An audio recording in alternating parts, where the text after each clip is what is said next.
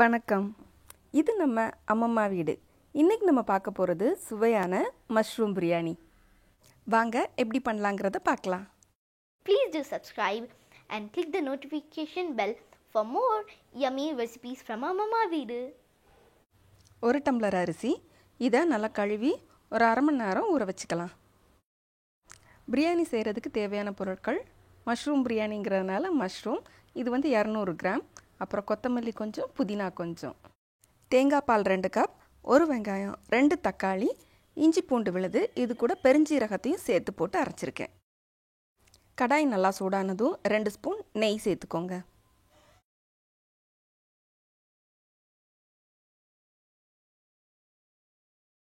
நெய் நல்லா உருகினதும் அது கூட பிரிஞ்சி இலை, 3-4 கிராம்பு, ஒரு பட்டை, இதை போட்டு வதக்கிக்கோங்க.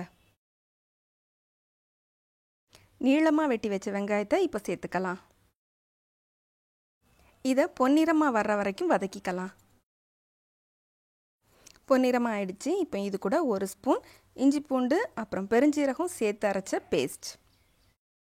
சின்ன பசங்கள்லாம் சாப்பிடும்போது பெருஞ்சீரகம் வாயில் பட்டுச்சுன்னா அவங்களுக்கு அந்த டேஸ்ட் ரொம்ப பிடிக்காது. அதனால தான் அதையும் நான் சேர்த்து போட்டு அரைச்சிட்டேன். பச்சை வாசம் போகிற அளவுக்கு இஞ்சி பூண்டு பேஸ்ட்டை வதக்கிக்கலாம். இது கூட சின்னதாக வெட்டி வச்ச தக்காளி 2 சேர்த்துக்குவோம். இதை நல்லா குழைய வதக்கிக்கலாம். தக்காளி வதங்கினதும் 2 மிளகாய், அதையும் வதக்கிக்கலாம். மஞ்சத்தூள் 1/2 ஸ்பூன், மிளகாய்த்தூள் 1 ஸ்பூன், மல்லித்தூள் 1 ஸ்பூன், ஜீரகப்பொடி 3/4 ஸ்பூன், பெப்பர் கொஞ்சம், கரம் மசாலா 1/2 ஸ்பூன் சேர்த்து இதை நல்லா வதக்கிக்கலாம். மசாலாவோட பச்சை வாசனை நல்லா போனதும் அது கூட கொத்தமல்லி கொஞ்சம், புதினா கொஞ்சம், இதையும் சேர்த்து போட்டு நல்லா வதக்கிக்கலாம். இப்போது நம்மளோட மெயின் இன்க்ரீடியன்ட் மஷ்ரூம், இதை நல்லா கழுவி நீளமாக வெட்டிக்கோங்க. அதை இந்த மசாலாவில் எல்லா பக்கமும் படுற மாதிரி நல்லா மிக்ஸ் பண்ணிக்கலாம்.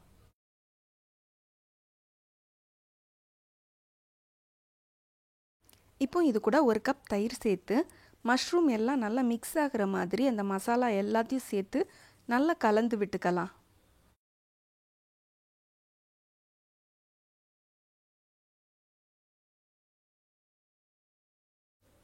இது கூட கொஞ்சம் உப்பு சேர்த்து நல்லா மிக்ஸ் பண்ணிவிட்டு இதை கொஞ்ச நேரம் வேக வைக்கலாம். நம்ம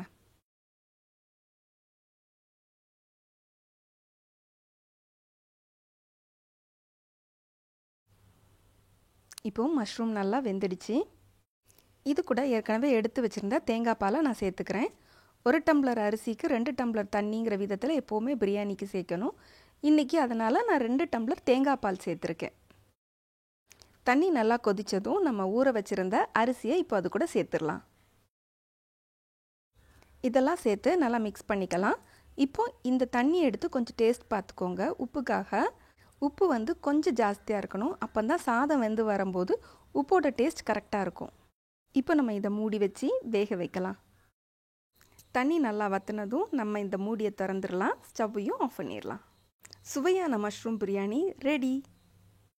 உங்களுக்கு இந்த வீடியோ பிடிச்சிருந்துச்சுன்னா சப்ஸ்கிரைப் பண்ணுங்கள், லைக் பண்ணுங்கள். உங்கள் ஃப்ரெண்ட்ஸ் யாராவது புதுசாக சமையல் கற்றுக்கிட்டு இருந்தாங்கன்னா அவங்களுக்கு இந்த வீடியோவை ஷேர் பண்ணுங்கள். நன்றி.